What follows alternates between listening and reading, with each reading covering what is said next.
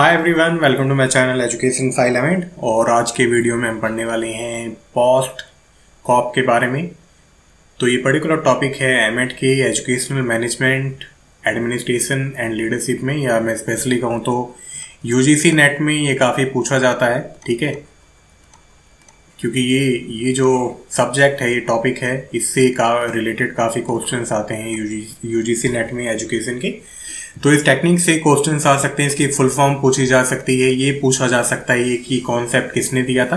तो आपको पता होना चाहिए, बहुत सिंपल सा टॉपिक है। और जल्दी से इसके बारे में पढ़ते हैं। वीडियो अच्छा लगे तो आप लाइक कर सकते हो, चैनल को सब्सक्राइब कर सकते हो।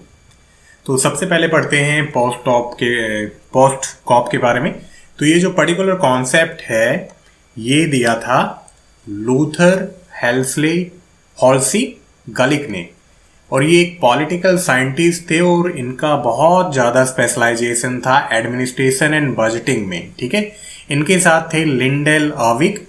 तो इन्होंने क्या किया, जो फ्रेंच मैनेजमेंट एक्सपर्ट थे हेनरी फेयोल्स के ही जो 14 मैनेजमेंट प्रिंसिपल्स थे, उसी का यूज करके एक पेपर निकाला एडमिनिस्ट्रेटिव मैनेजमेंट पे, जिसका नाम था notes on theory of organisation. ठीक है, कि ऑर्गेनाइजेशन कैसे काम करती है, कैसे वो और ज़्यादा अच्छा काम कर सकती है। तो उसी में ये पर्टिकुलर कॉन्सेप्ट या टर्म इन्होंने बताई, इन दोनों ने बताई, और ये आया था 1937 में। ठीक है, तो ये दोनों ही बहुत ज़्यादा क्या कहते हैं, बहुत ही ज़्यादा एक्सपर्ट थे अपने अपने फील्ड में। ठीक है, और इसीलिए इनको कहा जाता है कि रेयर ब्रीड किसकी, प्रेडेमिक्स की। मतलब जो एकेडमिशियन भी हों और प्रैक्टिशनर भी हों। इसका मतलब ये है कि जो भी इन्होंने थ्योरी दी, जो भी इन्होंने प्रिंसिपल्स दिए, उस पे इन्होंने काम भी किया। राइट, तो इसीलिए इनको ये भी कहा जाता है। ये टर्म्स याद रहे तो याद कर लेना।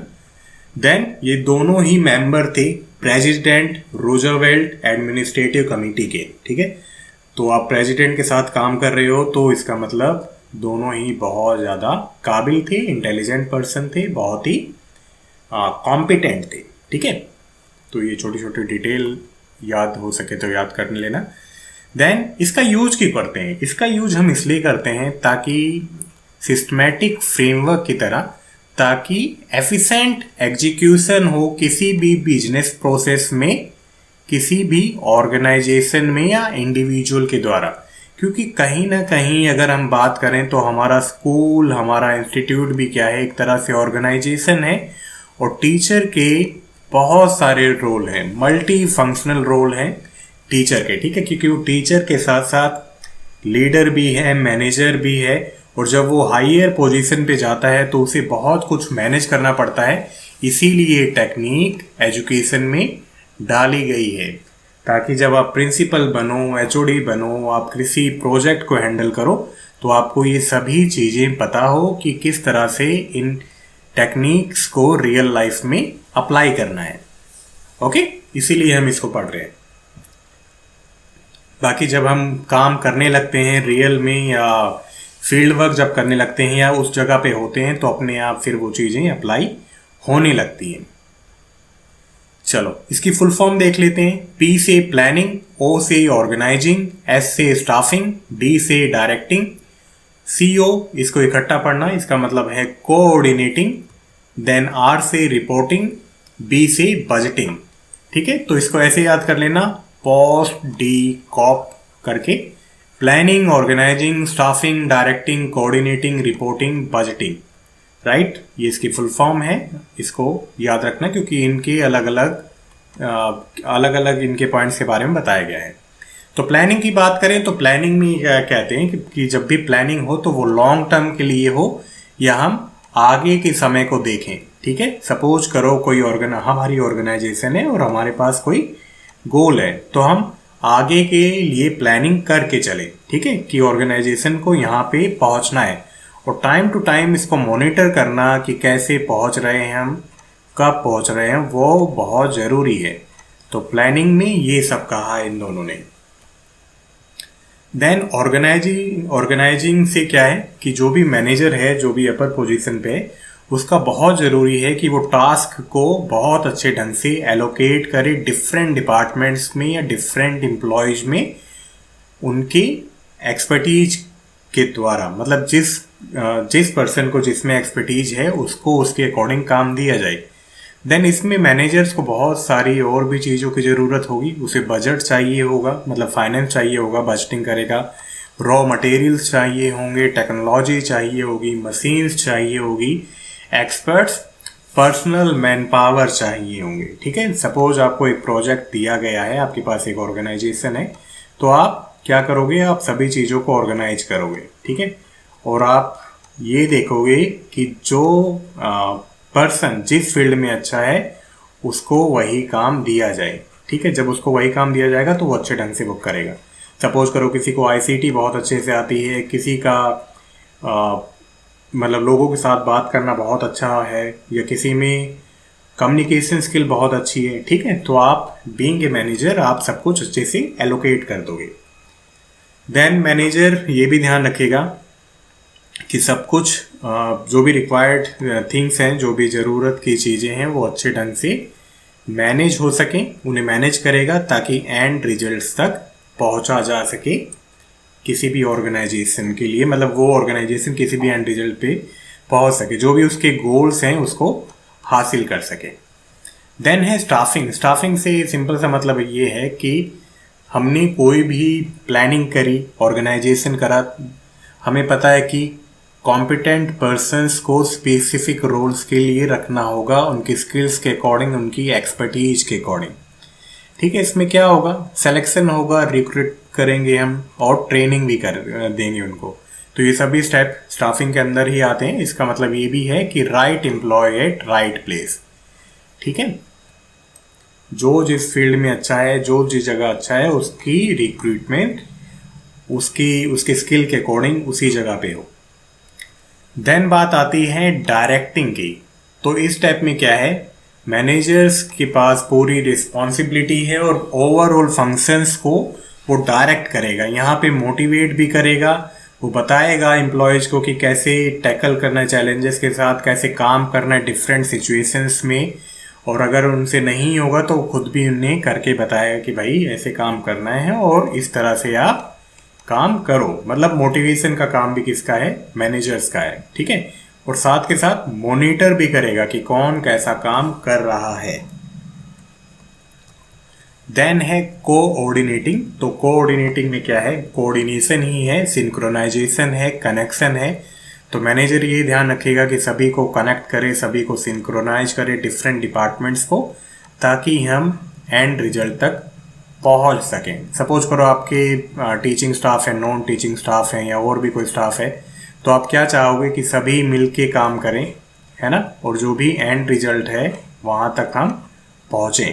ठीक है, तो ये भी ध्यान रखा जाएगा कि क्या हो रहा है और क्या किया जा सकता है, क्या हो सकता है। ठीक है, अगर कोई गलती हो रही है तो उसको ठीक करेंगे, आपस में बैठ के मीटिंग करेंगे कि किसी में कोई ग्रजेस न रहे, है ना, सब मिलजुल के काम करें, मतलब कोऑर्डिनेट होके काम करें, कोऑर्डिनेशन में काम करें। देन है रिपोर्टिंग। तो रिपोर्टिंग यहाँ पे मतलब है कि communication, proper communication throughout the organisation बहुत ज़्यादा ज़रूरी है। चाहे वो कुछ भी हो, चाहे वो कंपनी की प्रोग्रेस हो, कोई भी एग्रीमेंट्स हो, कोई भी इशूज हो, कोई नया प्रोसेस हो, कंपनी या ऑर्गेनाइजेशन की सेल्स की बात हो, या कोई भी ज़रूरी इन्फॉर्मेशन हो, तो सभी की रिपोर्टिंग करना, सभी को रिकॉर्ड करना बहुत ज़्यादा ज़रूरी है, ताकि वो मैनेजमेंट में अच्छे से, मतलब ऑर्गेनाइजेशन में अच्छे से सबको पता हो। ये है रिपोर्टिंग। देन है बजटिंग। तो यहाँ पे ये कहते हैं कि फाइनेंस क्या है, बहुत इंपॉर्टेंट है। कहीं भी किसी भी ऑर्गेनाइजेशन में फाइनेंस बहुत ज़रूरी चीज़ है। ठीक है, और ये ध्यान रखना कि कितना खर्चा करना है, कैसे करना है, क्यों करना है, या हम बात करें कि कंट्रोल होना एक्सपेंडिचर पे बहुत ज़्यादा ज़रूरी है। इसीलिए बजट बनाया जाता है डिपार्टमेंट्स का, ऑर्गेनाइजेशंस का। ठीक है, आपने देखा होगा कि मुझे एक बार की बात याद है कि लाइब्रेरी में गर्मी बहुत थी, तो सभी बच्चों ने कहा एचओडी से कि यहाँ पे कूलर या एसी लगा दो। देन टीचर ने कहा कि बजट नहीं है हमारे पास। ठीक है, वो एचओडी की पोजीशन पे थी, तो उनको बजट भी देखना था, है ना, क्योंकि एक लिमिटेड बजट ही आता है, फाइनेंस आता है, तो उसको मैनेज करना बहुत ज़्यादा ज़रूरी है।